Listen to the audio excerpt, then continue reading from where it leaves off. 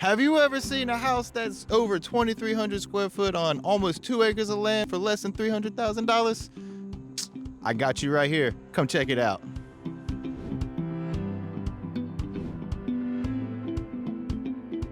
Looking for a kitchen that's big enough to entertain? Look no further. We got a bar with a built-in sink, an open eat-in concept that leads straight out to a screened-in deck.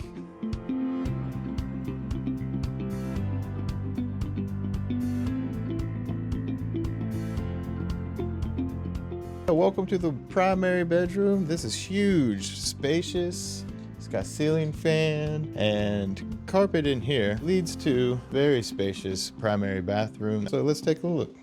Yeah, here in the primary bathroom, we have a stand-up shower, dual sink, vanity. We have a garden tub and access to the walk-in closet and a linen closet as well. There's another access to the walk-in closet. When was the last time you saw a house that had this much space? Let's check it out. Look, you got a counter, bedroom, room that could be used as an office. Plenty of space. Bonus desk area, laundry room, bathroom, and a den. The whole width of this house with a fireplace.